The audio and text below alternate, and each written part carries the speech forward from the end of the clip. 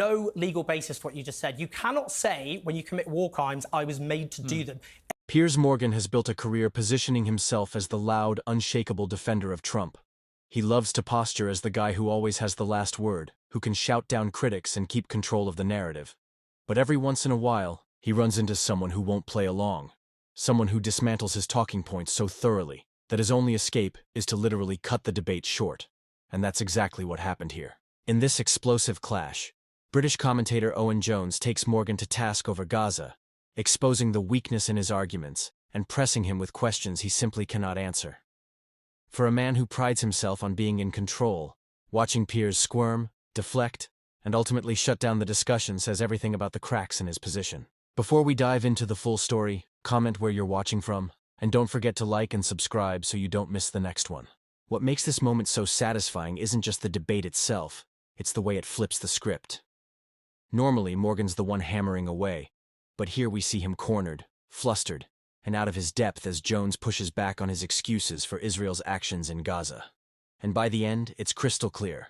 Morgan didn't win this exchange. He walked straight into a demolition. I thought the Israeli military response was a direct response to Hamas's official spokesman saying on camera for the world to see, we're going to keep trying to do more and more October the 7th. Did you think this about Rwanda? You keep saying whataboutery. No, it's not whataboutery. It's about consistency. What happened in Rwanda? What's the difference? I'm not going to talk about every conflict around the world. No. You've asked me a direct question. You've asked me a direct question about the first month in which Israel bombarded Hamas in Gaza. No, well, they killed lots of innocent civilians. They killed lots of civilians. Thousands of innocent Well, it's not murder if you are doing a proportionate response to a terror attack. It wasn't proportionate. Do you accept that? I kept asking what is proportionate. Right? I have now concluded in the last few months it's gone way past proportionate. But this is the thing. You spent months... You don't blame Hamas for what happened in the first few weeks. It was in the obvious...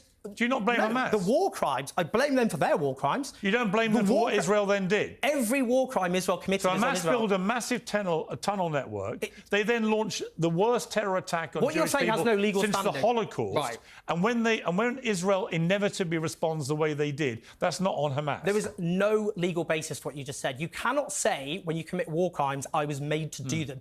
Every war crime, legally speaking, that the Israeli military But I don't think what Israel did in the first few months was a war crime. But that's like saying... It was a defence against Hamas doing it again. But you wouldn't say that about the 240 Palestinians who'd been killed by the Israeli military in the months before 7th of October. But so what's the difference? Israelis have also been killed throughout the 75-year conflict. Well, you can go back over 75 years and you can say each could respond to the other. OK. But they've always done it on a much smaller scale. Do you accept that? And do you accept what Hamas did on October the 7th was on a scale totally out of kilter with anything that had happened on one day before? Do you accept that? Yeah, obviously they killed and do you accept that by more building Israelis on that day? But what Israel has done since is infinitely worse. Fine. Infinitely worse. By building the tunnel network, do you accept that Hamas protected themselves at the expense of the civilian population? Israel wiped out civilians. Do you accept that? Israel attacked civilian targets. Do you accept that Hamas knew what was going to happen Benjamin Netanyahu and built the tunnels to hide Benjamin Netanyahu. Do you accept that part? Again, it's irrelevant to the point of Israel attacking civilian that targets. Israel knew exactly, that Hamas knew exactly what was going to do? Benjamin Netanyahu, in the first week, was given a list of 100 targets by his general, and he said, that's not enough targets, I want 400, and he said, destroy their homes. That's what he said. This was revealed in an Israeli newspaper. Now, the idea that they were, the reason that they slaughtered so many civilians in that first week was because of tunnels is a lie, Piers, and you must know that's a lie. No, it wasn't my question. My question was, do you not think that when Hamas planned this attack and carried it out, having spent 20 years building this tunnel network, they then hid in the tunnels and let their civilian population take the inevitable bombardment that was going to come back when they committed the attack they had committed? In other words, Hamas sacrificed their own civilian population. You're trying to deflect from Israel's direct responsibility. You're saying that we know Hamas committed war crimes. Everybody accepts so that. when any country, Israel is guilty of the war crimes it perpetrates. So to be clear, then, your position is if a country has a terror attack on the scale of what Hamas did to Israel on October the 7th, any response by that country militarily is a war crime. Well, is that your position? Is that your position? If you kill civilians, through either disproportionality, that's not a war crime. legality, That's not a war or crime. intention. It's not a war Israel crime. made clear. It's not a war yes, crime. it is. No, it's Israel not. made No, clear it's from not. the beginning. It's not a war crime. Israel said from the beginning You don't they were understand- fighting human you animals. don't understand international Yes, law. I do understand international You law. don't. A war crime is It's not a war crime. A war crime doesn't mean if you're attacked, you can break international law and the norms of war. It means you have to abide by the norms of war. It's not a war crime for a country to defend itself against terrorists. Israel committed war crimes from the very beginning. We That's will the point. establish the truth about the war crimes they Do you committed think that Israel in wasn't? due course. Do you think Israel wasn't committing war crimes from day one? I don't know, when because they wouldn't made- let journalists in. I don't know what they were They doing. did it on camera, Piers. They Right. did it on camera in front of the whole But of you the live think stream that any genocide. military response is a crime, and that's not true. That's not what I said. It's pretty much what you implied. The reason this has happened is because Israel has been committing war crimes for generations. Literally, the Nakba, in which 15,000 Palestinians And yet every war were that started murdered in the... as they were driven and from in their the homes. 75 years of the conflict, every one of the 5 wars has been started by... That isn't true. Well, who That's not started true. them? Do you think in Each of the 67 wars. that's true? That's Each not, of the wars. That's absolutely not true at all. But we're think talking is- about the Palestinian people Just here. to be clear, you think... Are you saying this? Are you saying the You Palestinian? think all 5 outbreaks of war in the 75 years were talking about the Palestinian were people. started by Israel? The Palestinian people didn't start any of those wars. Arabs started the Okay, wars. so just Palestinians just get lumped in with Arabs. Did Israel start those wars? Did Palestinians start any of those wars? Did Israel- Palestine? We're talking about Palestinians here. We're talking I about just the said- war I on the just said Palestinian Arabs. people. Yeah, but we're talking about the war on the Right. We're talking about the war on the Palestinian people Okay. and their right to exist. Is Israel ever allowed to defend itself? Israel needs to become a single state from the river to the sea in which Jewish people and Palestinians have equal rights. That's what it needs to do. And until that happens, there will never be peace. I believe in a 2-state solution where they all get the same human rights. On that, I agree. Okay, but the reason the war crimes, which you keep erasing because you keep I stopping want to clock see the on evidence 7th of the war October. crimes. So when They it did them on comes, they've done when them on it camera. comes, I will be the first to did them on lambast camera. them. They did them on camera. But I prefer due process on these things. Yeah, but when they better. declare to the world they're fighting human animals and they're going to, from the very beginning they said, I would call Hamas human animals. They didn't say, they said civilians. All right, well, they this- said the residents of Gaza, Right. and they said Okay. they were cutting off, at the very beginning, water and fuel. Is a deliberate siege of Do you know what? Is a deliberate siege of a civilian population, is that a war crime, yes or no? Listen, if you're asking me, do I agree with the occupation? No. No, I'm talking about the siege. They announced the siege No, they of shouldn't have Gaza. been able to do it. Is it a war crime or not?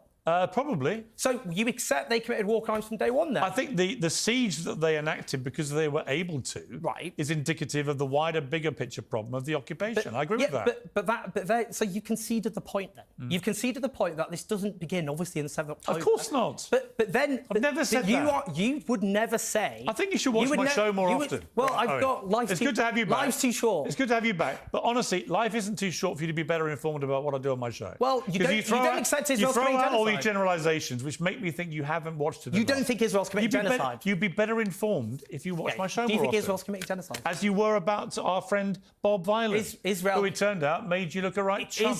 Anyway, you look more of a chump when you won't accept Israel's But committing genocide, it's- which is really easy to do. You could just say it now. Is Israel committing when the genocide? ICC says it's genocide, I will So say that's it's what we have. genocide. That's Yeah? the only time you'll That's wait. kind of a legal process I'm waiting for. Okay, so you will never... But we've run out of time. Okay, so It's if, good to see you. if Hamas... You don't think Hamas has Come committed back war again crimes soon. either? Come back again soon. Okay, fair enough. Hamas committed war crimes. But the absolutely. you've not waited for the ICC to make their case? No, because Hamas broadcast it on their own GoPros. So have Israel. We're committing war crimes. It's literally on camera. Do you know Thousands what? of war crimes. We've run out of by time. Israel. Literally, the studio has run out of time. Okay. However, I would love to have you back more often. And here's where the hypocrisy of Piers Morgan completely collapsed in real time. Owen Jones pressed him directly. Has Israel committed war crimes? Suddenly, Morgan hides behind legal process, claiming we need to wait for the International Criminal Court before making that judgment. But the very next second, when asked about Hamas, he wastes no time declaring them guilty of war crimes without hesitation. So which is it? Do we respect due process, or do we pick and choose when it suits the narrative? That double standard tells you everything. It's the same pattern we've seen from countless commentators, whether on the right or even parts of the so-called left. When it comes to Gaza, the instinct isn't to demand accountability, it's to excuse Israel and shift the conversation elsewhere. And Morgan's performance made that crystal clear. Now here's the thing. International bodies like the UN, Human Rights Watch, and Amnesty International have already documented repeated violations by Israel. Civilian neighborhoods destroyed, hospitals bombed, families forced from their homes, medical workers targeted. These aren't fringe claims. They're violations of international law recognized by leading human rights organizations. And when a military campaign wipes out tens of thousands of civilians, calling it anything other than a humanitarian catastrophe becomes an act of willful denial. That's why Owen's pushback landed so hard. He wasn't just debating talking points. He was exposing the selective outrage, the cherry-picking of facts, and the moral inconsistency of people like Piers Morgan. Because at the end of the day, the truth doesn't need to wait for someone in a studio to acknowledge it. The scale of destruction already speaks louder than any pundit ever could. Let me know your thoughts in the comments. Do you think Owen exposed Morgan's double standard once and for all? Or will the media keep pretending not to see what's happening? And while you're down there, don't forget to hit the like button. It helps push this content out to more people who need to see it. Until next time, this has been The Narrative. Thanks for tuning in.